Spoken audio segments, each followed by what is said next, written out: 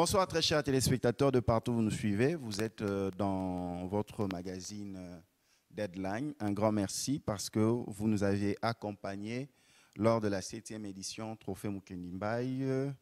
Un nouveau élan de solidarité. Nous étions avec le parrain de la 7e édition, Nicolas Simard, ambassadeur du Canada. Nous avons eu 25 lauréats. Et là, nous revenons à nos programmes habituels. Deadline, un grand merci. Ce soir, nous allons parler de la politique nationale concernant l'éducation, comment redresser l'enseignement supérieur et universitaire à la lumière de la gratuité de l'enseignement primaire et secondaire. Et le ministre Thomas Loaka parle comment redresser, nous devons redresser l'enseignement supérieur et universitaire. Et pour en parler, nous allons nous appesantir sur quelques critères. Nous n'allons pas en prendre tous les critères.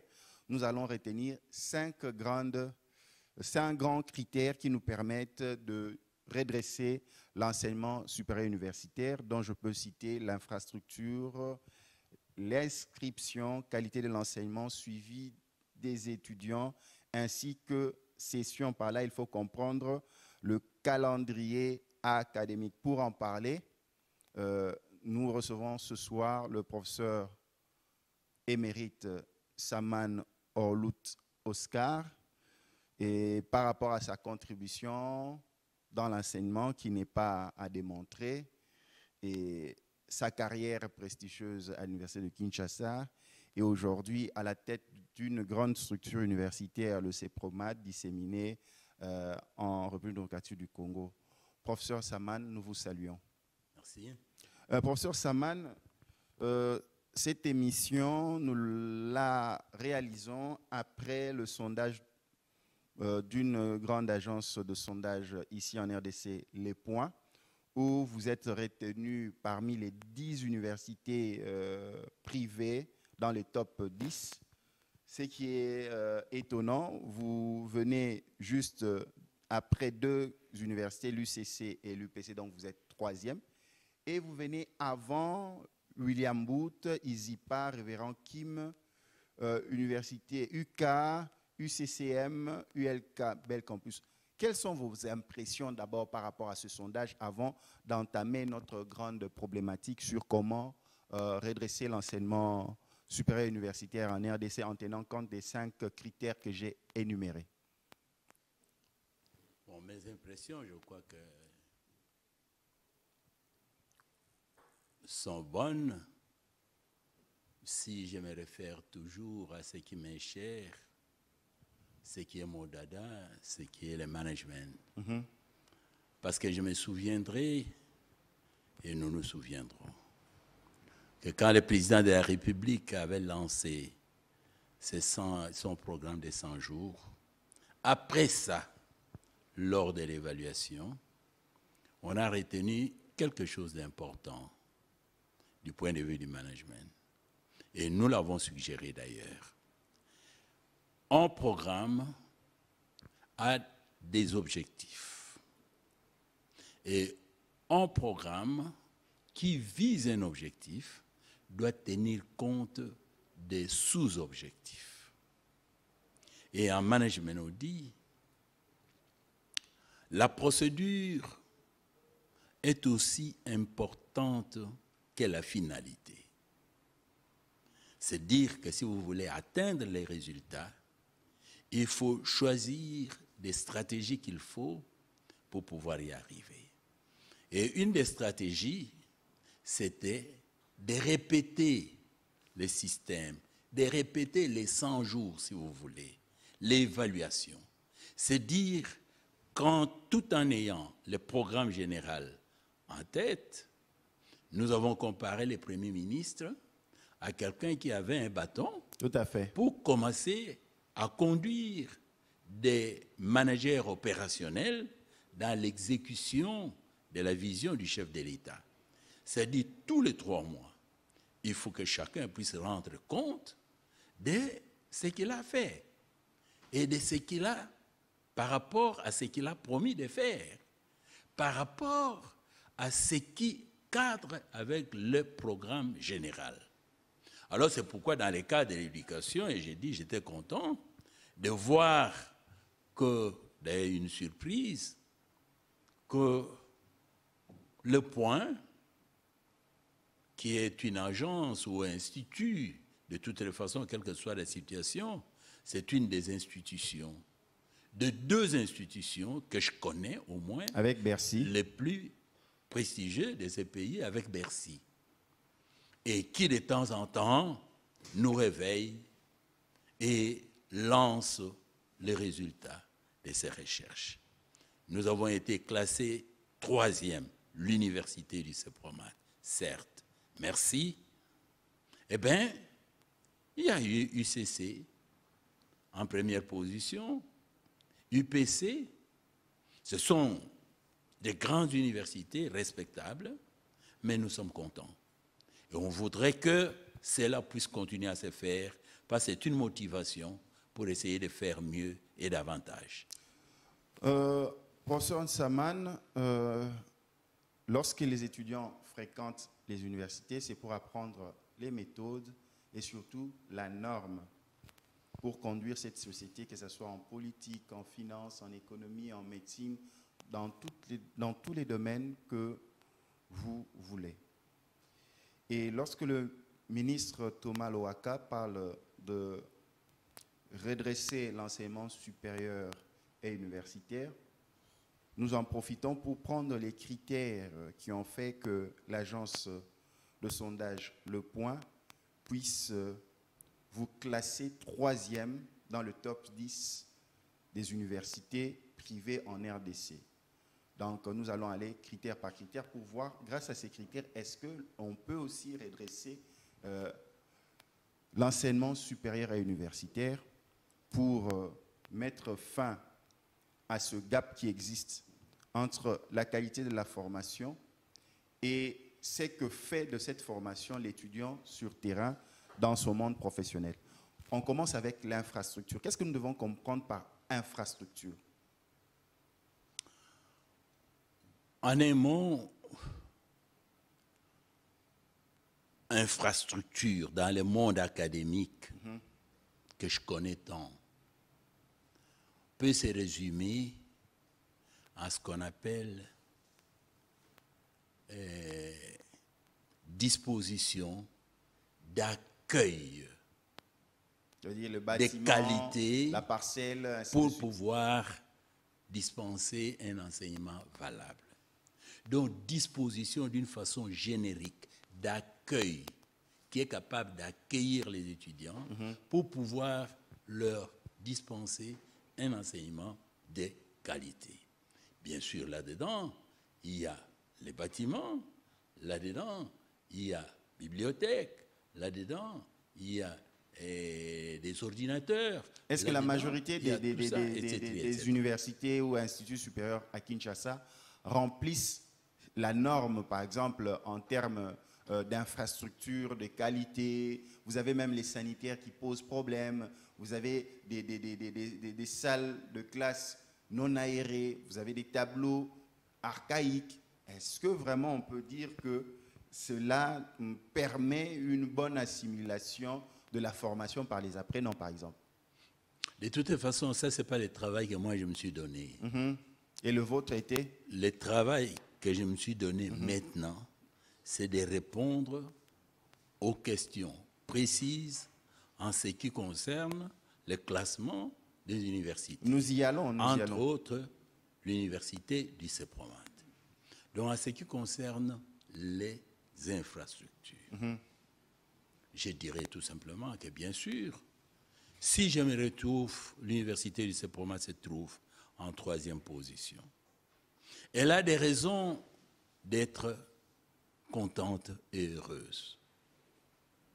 Vous pensez que vous remplissez la norme? Attendez, bien sûr que oui, parce que d'abord, ce n'est pas moi qui ai fait, ces recherches, mais ça, c'est l'opinion, c'est la façon que les gens perçoivent.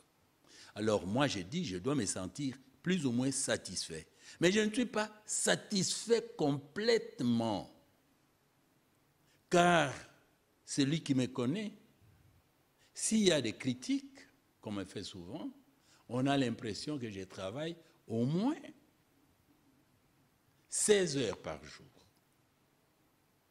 pour l'université du Sapromat.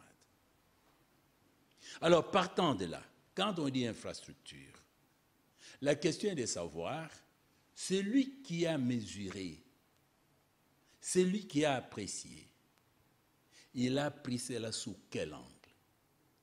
Sous l'angle existentialiste ou sous l'angle dynamique et progressiste? L'angle existentialiste, c'est le fait de voir ce qui existe, ce que les Belges, les Français et tout ça nous ont laissé comme université. Le fait qu'on nous a laissé, on dit, parce qu'on est ancienne université, conséquence, on est la meilleure.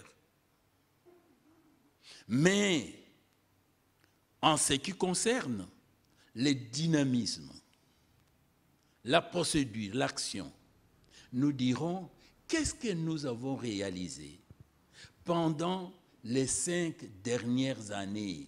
On est parti d'où pour nous retrouver où?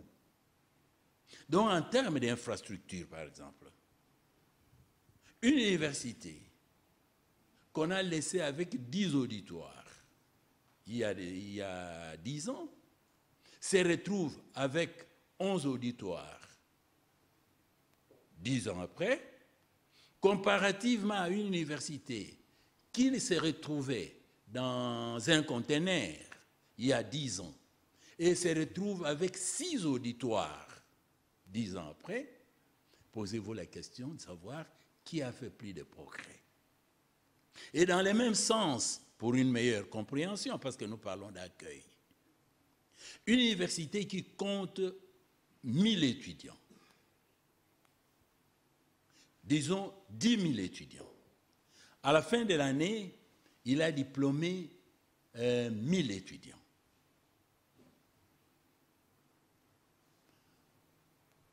Comparativement à une université, j'exagère un peu, qui avait 100 étudiants. J'exagère, j'ai dit.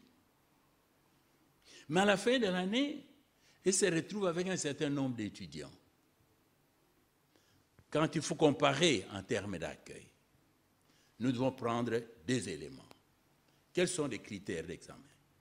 1, le nombre de diplômés qui ont terminé. La première université a diplômé 1000 étudiants. Ça signifie 10 000 moins 1000. C'est-à-dire, c'est un centième. Voilà. Un centième. La deuxième université, qui avait 100 étudiants, a diplômé 10 étudiants.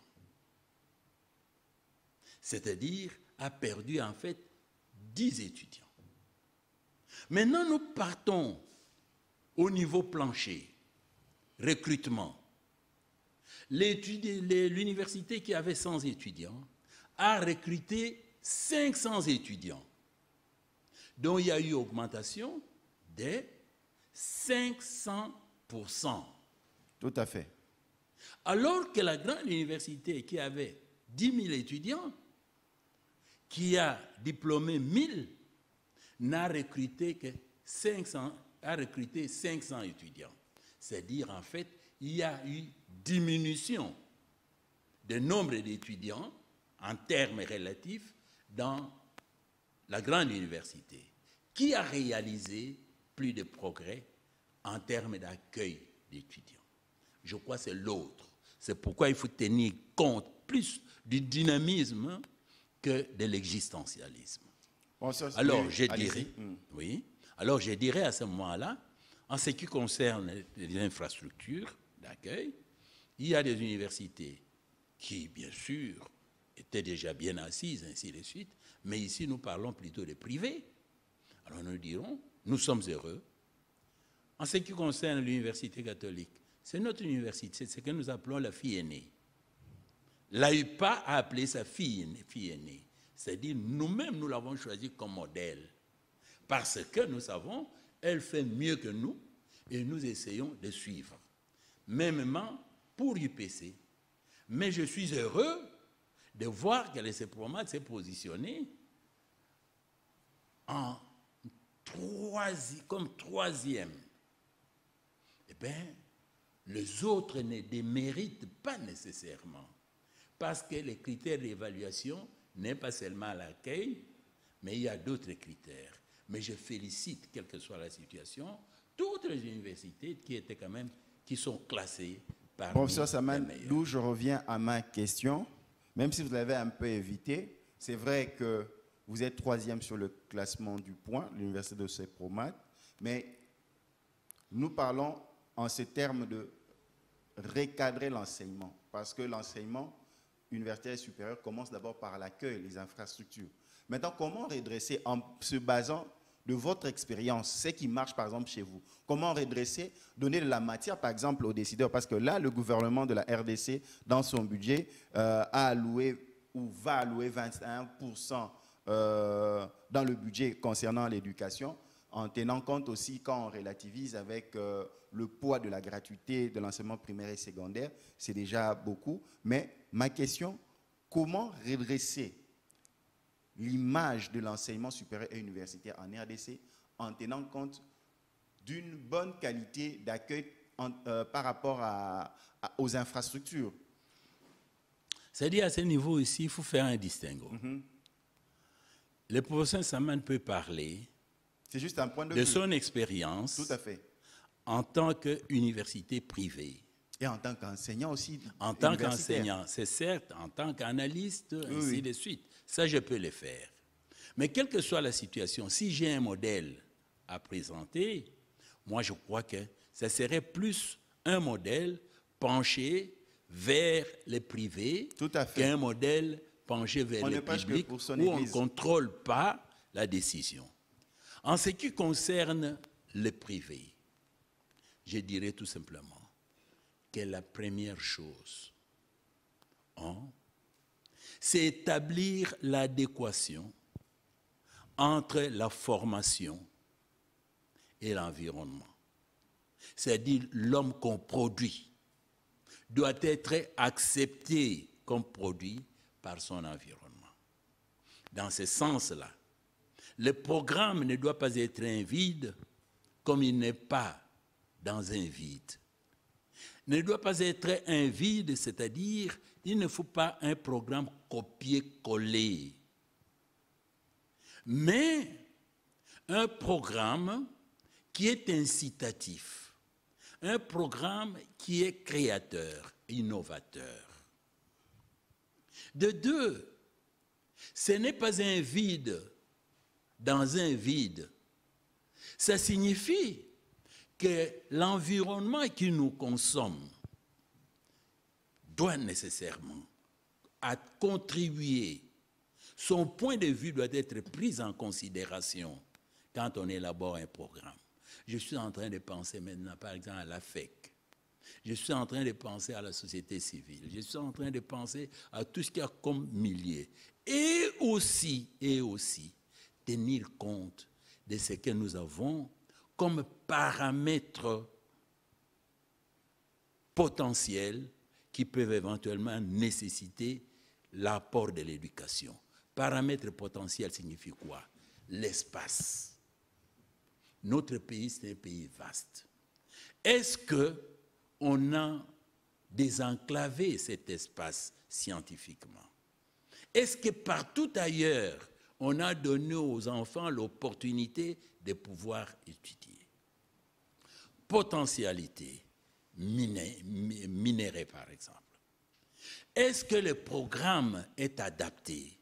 Est-ce que nous avons ce que je peux appeler ici le management minier pour Lualaba, le management portuaire pour Mwanda? Vous voyez le débat, par exemple, entre le pont et voilà, ainsi de suite. Est-ce que tout serait adapté? Le management agricole, pastoral, ainsi de suite. Est-ce qu'on en tient compte? Donc, ce sont des éléments qui sont extrêmement importants. Et très important, l'intelligence artificielle. compte tenu de la population, de notre population que nous avons là, est-ce qu'on tient compte de ce qui est numérique? Je félicite le président de la République qui a parlé de la numérisation. Ce sont il faut tenir compte de tous ces éléments, à telle enseigne que des filières qui sont enseignées à l'université ne soient pas des filières dépassées. Allez dans n'importe quelle université ici, il y a combien d'étudiants dans la faculté des langues, ou des belles langues, ou belles lettres, ou tout ça, ainsi de suite, où on apprend tout simplement le français. Mais allez vers ce qui est polytechnique, allez vers ce qui est informatique, ainsi de suite. C'est ça, en d'autres termes, je dis, les universités privées, en fait, s'il faut les redresser, comme on dit, on ne peut accepter comme université privée, on ne peut accepter comme une institution privée d'enseignement supérieur, c'est-à-dire autorisée, agréée, qu'un institut qui apporte en plus. Tout à fait.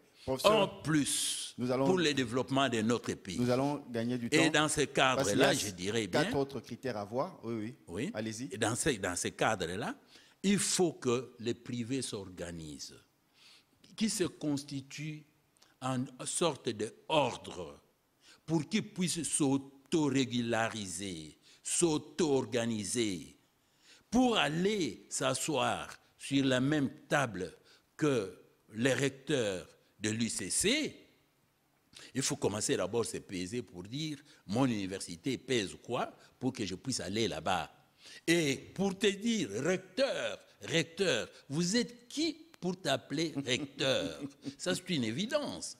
Alors, en tenant compte de ces éléments-là, un assistant ne va pas se pointer pour dire il est recteur, alors que la loi dit pour être recteur, il faut nécessairement. Parce que l'université appartient à sa tante. Mais tout simplement parce que, au pays des aveugles, borgnes sont rois. C'est une évidence. Nous ne devons pas résoudre le mal par le mal. Un chef de travaux, parce que c'est son oncle qui est responsable. Non, mais c'est pourquoi il faut plutôt trouver des solutions. Et la solution n'est pas de se plaindre. La solution, c'est par exemple pour ces chefs de travaux, nous l'avons dit, c'est ouvrir le 3e cycle pour leur donner l'opportunité de devoir y aller. Parce qu'ils ne sont pas nécessairement les plus bêtes. Ne vous trompez pas pour ça. Il y a des chefs de travaux très brillants. Là, je vois l'approche management qui est conciliateur. Au lieu de les remettre à côté, vous leur dites, venez, vous êtes directeur, mais apprenez le 3e cycle. On va les encadrer, allez-y, on le pousse, on avance. Au lieu d'être professeur, il faut être apprenant des carrières à l'université, être chef de travaux ordinaire, professeur, comme nous un passons adjudant au chef. second critère, il nous en reste 4. Très chers téléspectateurs, si vous me prenez de cours, selon le ministre de l'Enseignement supérieur et universitaire, il faut recadrer l'enseignement supérieur et universitaire en RDC. C'est vrai. Le gouvernement est en train de faire des efforts. 21% sera alloué dans le budget au secteur de l'éducation. Nous tenons compte aussi de la gratuité de la scolarité primaire et secondaire. Et là, nous sommes en train de faire une analyse, comment redresser sur base de 5 critères que le sondage Le Point a effectué pour placer l'université du CEPROMAD 3e dans le top 10. Maintenant, nous nous sommes dit, pourquoi pas prendre ces 5 critères, il y en a plusieurs, pour essayer de voir comment redresser l'enseignement supérieur universitaire en tenant compte du modèle qui nous est présenté par l'université de CEPROMAD, par les universités privées en RDC et à Kinshasa en particulier. L'inscription comme 2e critère dans notre liste de 5. Les inscriptions sont de fois fantaisistes, pléthoriques, folkloriques dans les universités. Qu'en est-il à l'université de CEPROMAD pour servir d'exemple à d'autres, afin d'arriver à recadrer le secteur de l'enseignement supérieur et universitaire grâce à ce second critère?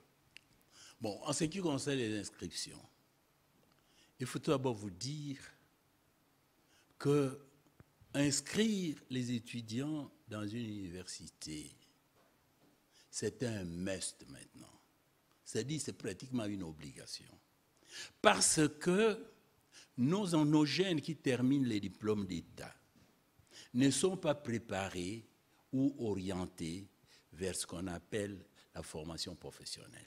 Nous remercions une fois de plus le gouvernement pour avoir pensé à créer même un ministère de la formation professionnelle.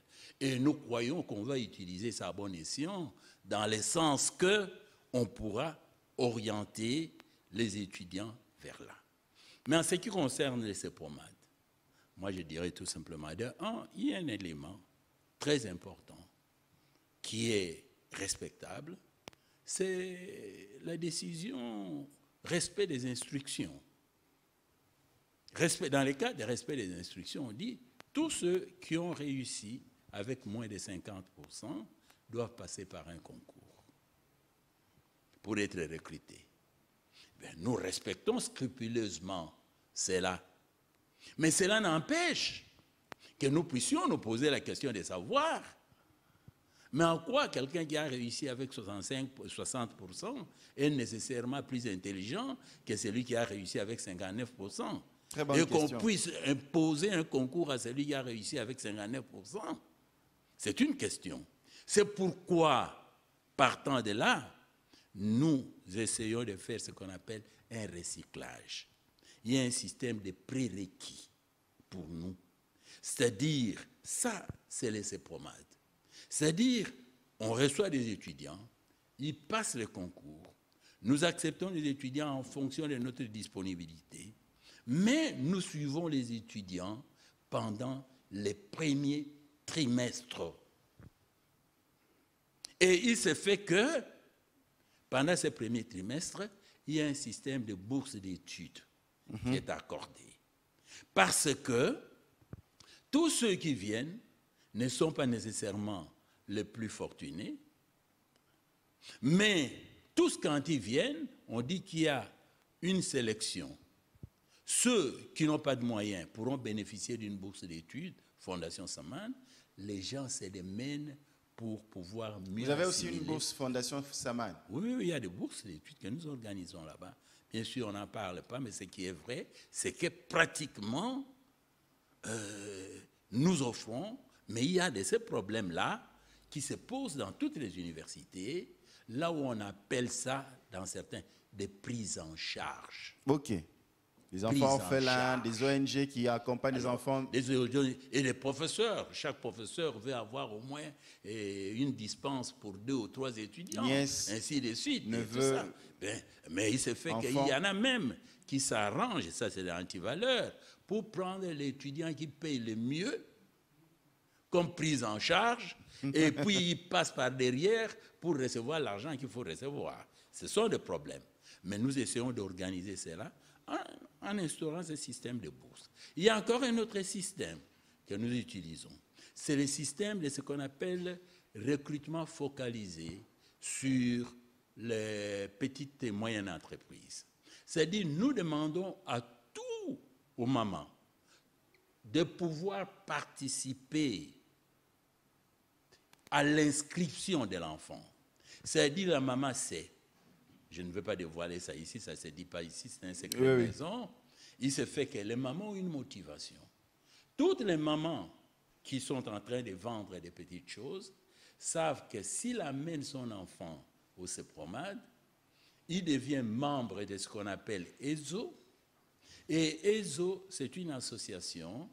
ESO, c'est en fait éduquer, domestiquer, zébrer, et opérationnalisé. Ce n'est pas l'approche de votre épouse. C'est l'approche exactement de mon épouse, qui fait qu'il faut regrouper toutes les femmes qui sont en train de vendre dans les petits coins, et puis les organiser dans le cadre de l'incubation, nous en parlerons ici, et l'entrepreneuriat, et on peut donner parfois des petits crédits aux mamans. Alors, comme condition, il faut amener votre enfant, l'inscrire chez nous. Ainsi, vous pouvez être parmi ceux qui sont comptables. Vous pensez que ce modèle-là peut aussi être calqué au niveau national? De toute façon, je ne veux pas imposer des modèles.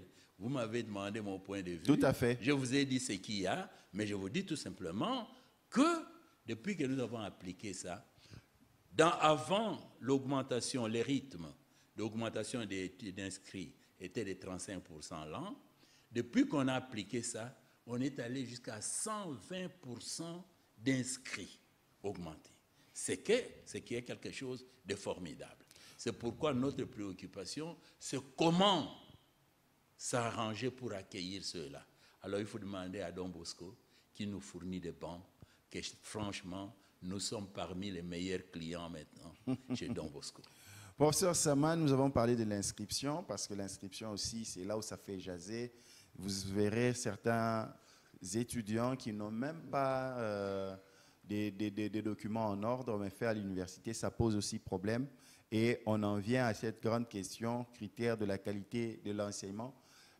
Il y a l'un des magazines que nous avons tourné ensemble, nous avons pris l'exemple d'une faculté dans une grande université en RDC où, à la session, personne n'avait réussi à la première session et on se posait la question, à qui la faute? La faute est aux enseignants qui ont peut-être mal enseigné ou la faute est aux apprenants qui n'ont pas compris, qui n'ont pas maîtrisé les cours. Et on en vient à cette grande question, ce critère de la qualité de l'enseignement. Qu'en est-il de ce critère, professeur Saman? Qualité de l'enseignement dans notre pays. La première chose que je vais demander aux intellectuels de notre pays, c'est de dire attention, attention. Il n'y a pas meilleur, il n'y a pas meilleur candidat qui puisse mieux apprécier votre mère que vous-même. Aussi longtemps que vous criez à haute voix que votre mère est laide, tous les autres vont profiter de l'occasion pour dire elle est laide. J'ai entendu une fois un ministre, notre ministre, qui dit il y a eu un Congolais en URSS qu'on a trouvé que c'était un des plus brillants. Quand vous allez à la NASA, on dit il y a des Congolais qui sont là. En Afrique du Sud, les meilleurs médecins à l'époque étaient des Congolais, ainsi de suite. Mais à longueur de journée ici, c'est nous qui commençons. Oh, on a dit, ainsi de suite. Je suis d'accord. Nous ne pouvons dire que notre enseignement est parfait. Et d'ailleurs, en France, eux aussi crient pour dire il y a baisse. Mais nous devons plutôt nous poser la question de savoir comment faire pour améliorer. C'est ça l'élément le plus important. Pas comment constater en pleurant, mais comment améliorer. Comment améliorer selon l'approche de l'université CEPROMAD, par exemple? Comment améliorer, suivant l'approche du CEPROMAD? Je vais vous dire tout simplement que maintenant on parle des numériques. Nous avons instauré un système de vulgarisation des ordinateurs. Quand on dit aux étudiants, il faut rédiger une lettre, on leur dit d'abord, demandez à Google de vous donner des modèles de lettres. Lettres de deuil, lettres de félicitations, lettres de ceci. L'étudiant va chez Google, ça y est, il y a un modèle. Prenez alors ce modèle-là, vous pouvez faire les plagiats intellectuels. Le plagiat intellectuel signifie quoi? Ça signifie que tu lis la lettre 10 fois, maintenant tu prends ton bic, tu rédiges une lettre qui peut plus ou moins avoir la même orientation. Tout à fait. De cette façon, on apprend mieux que de vous dire une lettre administrative, j'ai l'honneur, ainsi de suite, sans s'adapter à ce qu'il y a. C'est tout simplement une des méthodes. Et c'est une façon de pouvoir apprendre ça aux adultes. Nous devons le faire. C'est tout simplement un exemple. Nous devons améliorer à l'université, au 3e cycle par exemple. Mais nous disons au 3e cycle, écoute, un professeur ne devait normalement pas être appelé professeur au 3e cycle. On doit l'appeler comment? Il devait être appelé facilitateur. Quelle est la nuance, quelle est la différence? Et mieux on l'appelle maître. Le maître, c'est celui qui accompagne. C'est celui, pas celui qui impose. Parce que parmi ces gens, et surtout quand on fait le management sectoriel, ça signifie chacun a une base différente, et bien chacun est compétent dans son domaine. Mais maintenant, c'est question de savoir qu'est-ce qu'il faut. La différence, c'est que le management travaille plutôt l'esprit. Le management travaille plutôt les changements d'hommes. Le management veut vous inculquer un seul esprit. Quel esprit? Aimer l'argent. Alors que la sociologie vous dit, l'esprit c'est quoi? Améliorer les relations interpersonnelles. Alors que la psychologie vous dit, l'esprit c'est quoi? Améliorer les relations intrapersonnelles. Et l'économie vous dit, améliorer ce qu'on appelle et bien interpréter la loi de l'offre et de la demande. Alors, quand nous devons changer cette mentalité dans le sens de pouvoir créer, innover et améliorer notre enseignement pour pouvoir transformer des potentialités en capacités, c'est-à-dire créer des richesses, nous aurons avancé d'un pas. Professeur Sama, nous tendons déjà vers la fin de nos échanges. C'est vraiment important parce que l'éducation, même dans le chef du président de la République, a une importance capitale parce que sans l'éducation, nous ne pouvons pas prétendre à des hommes et des femmes de qualité, ainsi atteindre la voie du développement. Nous avons parlé de la qualité de l'enseignement, suivi des étudiants. Il y a certaines universités où, quand l'étudiant vient, la manière dont il étudie, les conditions, qu'il ait compris ou pas, ce n'est pas un problème. Il a déjà payé les frais académiques, le reste, il se débrouille, il est en train de faire son chemin. Qu'est-ce que nous pouvons comprendre par le suivi des étudiants en tant que critère permettant de redresser la qualité de l'enseignement en RDC? Alors, en RDC, bien, mais en ce qui nous concerne, parce qu'il faut être pratique. Parce que le modèle, c'est toujours votre place de troisième, hein, oui, selon oui. le sondage Le Point. Dans les sondages des points, notre modèle dans les suivis, c'est que de 1, l'université de Sepromad ne forme pas des Pessangai, Kabelangai, j'ai l'honneur, propulsé moi, etc., après les diplômes. Le grand principe slogan, nous formons des créateurs d'emplois, non des quémandeurs d'emplois. C'est dire qu'un diplômé du CEPROMAD vaut 2 employés directement, pas de chômage. Comment est-ce que cela s'est fait? Nous adoptons 3 systèmes. 1, le système d'atelier enseignement. Système atelier enseignement, ça signifie nous n'enseignons pas dans les auditoires de 300, 400 étudiants, ainsi de suite. Nous essayons de diminuer le nombre d'étudiants dans la mesure du possible, ce qu'on appelle par exemple le club marketing du CEPROMAD. OK. Alors, de 2, nous utilisons une autre méthode qu'on appelle l'incubation. L'incubation, ça signifie, nous prenons les étudiants. Chaque étudiant dit ce qui l'intéresse.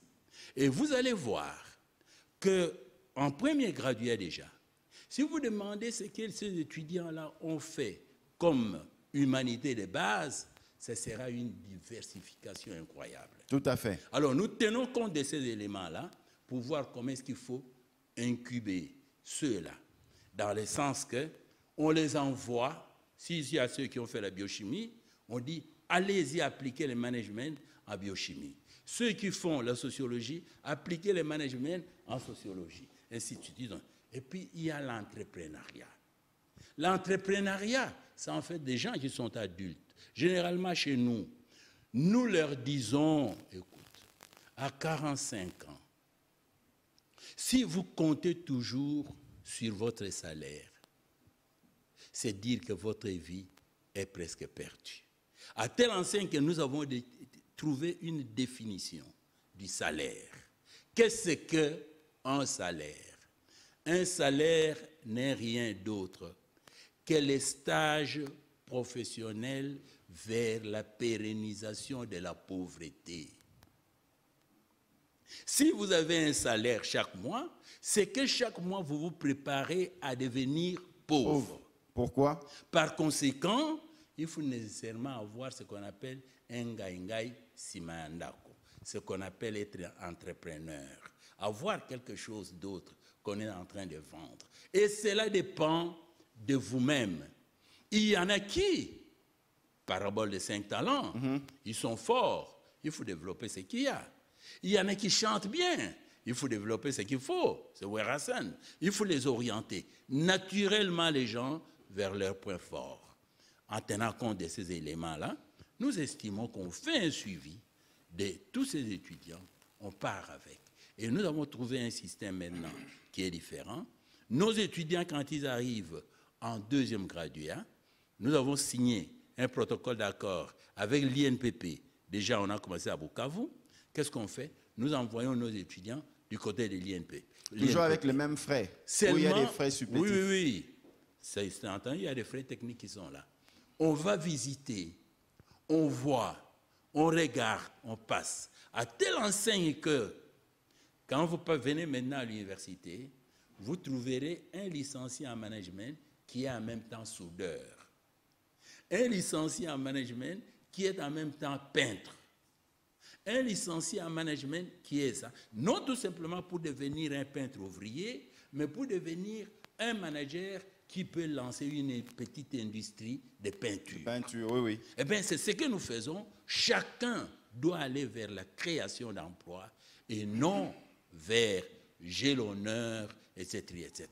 C'est de cette façon qu'il faudra, je crois, orienter l'éducation et la formation à l'université pour que ce qui est professionnalisme prenne réellement sa valeur. Donc, premièrement, la qualité de l'enseignement dépend premièrement de l'infrastructure universitaire.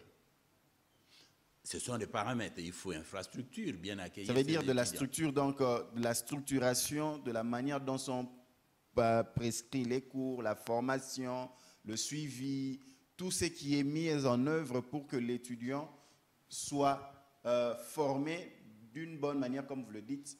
Vous formez pas ceux qui viennent commander pour l'emploi, mais ceux qui viennent créer des emplois. C'est ça que vous avez dit. Si je vous donne un exemple là, chez nous, il y a un groupe d'étudiants qui s'occupe seulement de la tannerie. La tannerie, c'est quoi, professeur? Tannerie, mais c'est le travail. Quand on prépare des cuirs. Pour des souliers, des cuirs. Avec vous, nous apprenons. Hein. Oui, vous êtes même dans l'artisanal. avec des peaux de vaches, des peaux de moutons qu'on est en train de jeter partout. On récupère ça, on travaille pour pouvoir faire la tannerie. Alors, il y a toute une équipe qui est en train de s'occuper de ça. À côté de ça, évidemment, avec des professeurs chefs de travaux qui sont lancés aussi. Et nous y allons. Et la peinture, il y a ce qu'on appelle l'école d'art de management là-bas, pour pouvoir apprendre aux jeunes gens comment se débrouiller. Ceux qui sont en train de fabriquer des polos, ainsi de suite, ils ont été dans quelle école spéciale? Il y a moyen. Eh bien, partant de là, nous croyons que former un universitaire incapable de pouvoir repérer que si sa voiture s'est arrêtée à 1h du matin, c'est tout simplement parce qu'il y a 2 fils qui s'est détaché de la batterie, alors je vous assure que c'est une perte de temps. Professeur, vraiment, nous tendons, il nous reste quelques minutes. Nous arrivons avec le dernier critère qui pose problème, des années élastiques. Les étudiants connaissent quand ils commencent les cours, mais quand ils finissent, ça devient élastique. Donc, calendrier académique, notamment la session. Qu'est-ce que nous devons comprendre par session, calendrier académique? Comment avoir une bonne présentation d'un calendrier académique qui permette que l'étudiant soit bien formé et que lorsqu'il termine son cursus de formation, il est utile pour sa communauté ainsi que la nation tout entière. Ici, le calendrier académique, c'est une idée géniale. Mais au niveau de l'applicabilité, le tout dépend de la contextualité. Et je vous assure que c'est difficile. Avec des professeurs qui étaient mal nourris, des professeurs qui ont des problèmes avec des embouteillages, ainsi de suite. Il y a toujours des problèmes. Mais comment il faut, je vous ai dit, il ne sert à rien de se plaindre. Il faut toujours trouver des solutions. Nous, pour les universités privées, on a trouvé un système, ce qu'on appelle un modèle. Et ce modèle a eu pour résultat, en général, 95% des instituts ou des universités privées affiliées à l'AUPA respectent les calendriers académiques. Pourquoi? Parce que tout simplement, au lieu de suivre n'importe quoi, nous sommes branchés sur celle que nous appelons la fille aînée, UCC. Tout à fait. Nous disons, quel est le calendrier académique de l'UCC? Quand l'UCC dit, eh bien, c'est le 27 novembre, tout s'arrange une semaine avant le 25 novembre et tout s'arrange après, une semaine avant le 25 novembre, une semaine après. Et c'est vite fait. Il se fait que nous suivons. Maintenant, on a fixé la date officielle qui est le 31 juillet. Nous félicitons le gouvernement pour ça. Mais maintenant, il faut suivre. Mais je vous assure, il y en a qui traînent en longueur. Tout à fait. Et pour quelles raisons? Ça, il faut analyser au cas par cas. Mais je vous dis tout simplement qu'à l'université lycée Promade, le calendrier académique respectait toutes les sessions, session de juillet, session d'octobre, et il y a une petite session de janvier-février respectée complètement. Après ça, c'est parti. Et nous le faisons. Deuxième chose aussi qui est importante, et je crois que c'est ça qui a contribué pour que, du moins d'après les réponses qu'on a eues à l'université de Sepromad, plusieurs années, maintenant presque 3 décennies, jamais entendu parler d'une grève. C'est normal, vous êtes privé. Mais, comment on va aller gréver dans une université privée? Je ne dis pas qu'ils sont payés au summum.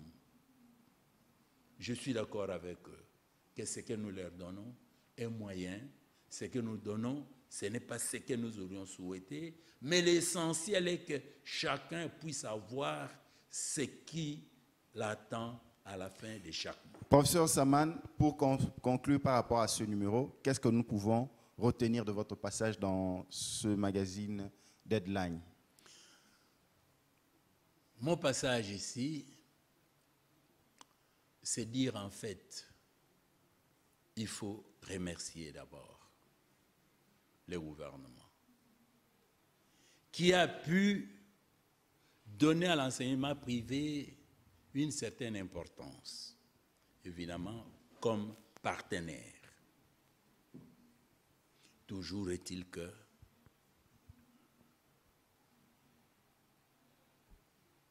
parmi les brebis, il y a des brebis galeux.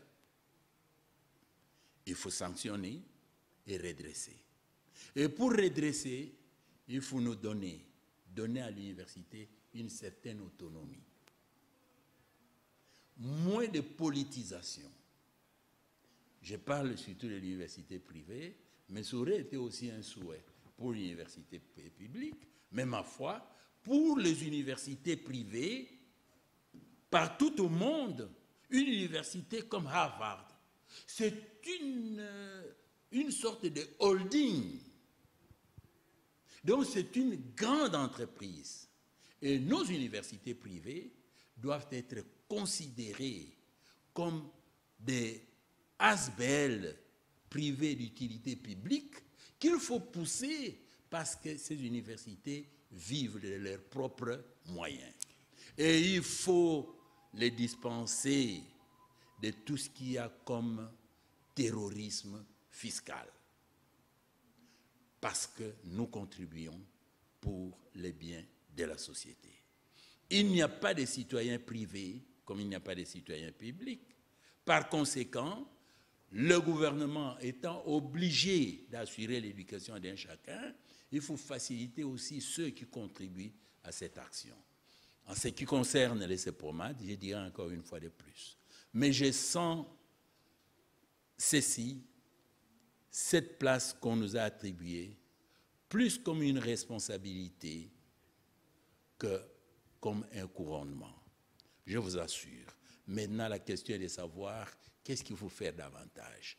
En tout cas, mon ambition et notre ambition n'est pas de dire on va devenir deuxième ou on va devenir troisième en considérant les filles aînées qui sont là, mais notre ambition est d'améliorer notre spécificité, faire un déviationnisme scientifique, c'est-à-dire nous spécialiser dans un domaine, comme le management que nous faisons pour que nous soyons Professeur toujours Saman. premiers. Et je termine comme maintenant ce que nous avons lancé comme formation à distance, ce qu'on appelle le e-learning. Ce sont des innovations que nous introduisons. Le CEPROMAT prend la tête des e-learning. Professeur Et nous Saman, c'est déjà la invitons fin. même Oui, oui. les autres, les top 10, de nous mettre ensemble pour créer une grande école de formation à distance. Je ne dis pas que le CEPROMAT va créer seul, mais les top 10, une sorte de plateforme pour créer ce qu'on appelle formation à distance, parce que les Congolais qui sont lointains ont besoin des diplômes congolais. Ici, chez nous, il faut un système de pouvoir obtenir sans Merci. Le nécessairement être gouvernement physiquement ici. et les autorités compétentes vous ont suivi avec beaucoup d'attention. Nous avons reçu pour vous le professeur émérite Saman Olut Oscar. Avec lui, nous avons échangé sur les critères qui permettent de redresser l'enseignement supérieur et universitaire à la lumière du sondage Le Point, où il a établi 5 grands critères: infrastructure, inscription, qualité de l'enseignement, suivi des étudiants et session, pour permettre à l'université du CEPROMAT d'être troisième. Et nous avons pris ces critères afin d'évaluer, grâce à ces critères, si nous pouvons redresser le système éducatif universitaire et supérieur en RDC. Nous avons besoin des normes pour développer ce pays. Vous nous avez raté ces dimanche à 22h30 sur Kin 24 Télévision. Nous vous prions de nous suivre à nouveau le jeudi à 14h juste et de rester branchés sur la page Facebook de l'émission Deadline ainsi que nos chaînes YouTube Saint-Florent Katende TV. Quant à moi, je vous dis à la prochaine. Que Dieu vous bénisse.